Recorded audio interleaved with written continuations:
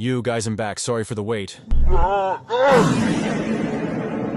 Very long wait, that is, but I'm back, and today we are getting straight back into action with The Walking Dead issue number 2. But let's get started. This is Walking Dead comic issue number 2 by Comics Explained, Saint. After traveling all night, Rick arrives in Georgia.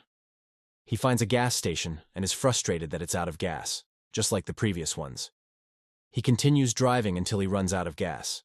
Continuing his journey on foot, he goes to inspect a nearby farm. After knocking on the door and receiving no answer, he enters the house. To his horror, he discovers the entire family dead, having committed suicide. Wow, man.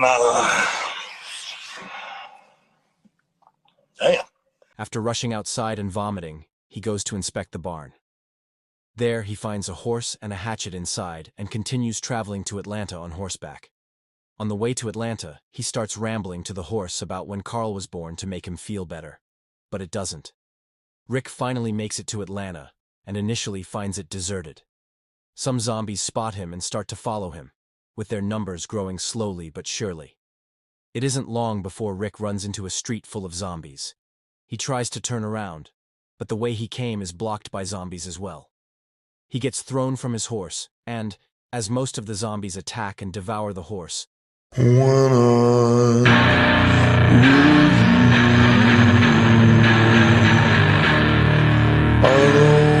others turn their attention to Rick.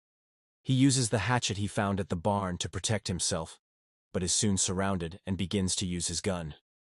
He runs into an alley when suddenly a young man named Glenn Rhee grabs Rick and tells him to follow him and to stop shooting. Glenn grabs the ladder to the fire escape and hurries Rick to follow him.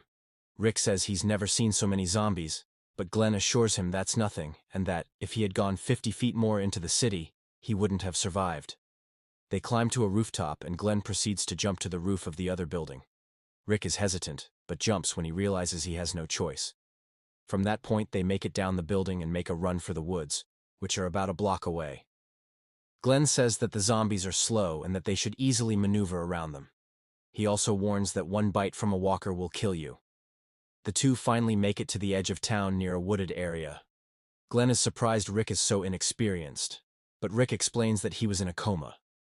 Rick asks Glenn what happened to the people in Atlanta, and Glenn informs him the zombies were those people. Glenn explains that the government tried to herd everyone into the cities, but people started dying and turning into walkers. In the space of a week, everyone in Atlanta had died. Rick falls to the ground as he fears that his wife and son are now dead. Glenn consoles Rick and tells him that he is with a small camp of people and brings him along.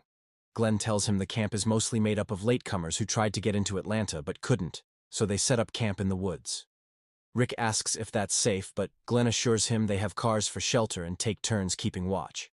He adds that they're camping close to the city, as they figured it'd be easier for the government to find them when they stopped the outbreak. Just as Rick gets to the camp, he sees his wife, Lori, and his son, Carl. All three embrace, happily reunited. That's the end of issue number 2 of The Walking Dead again. Sorry about the wait, but that's the end. Hope you enjoyed the video and please subscribe.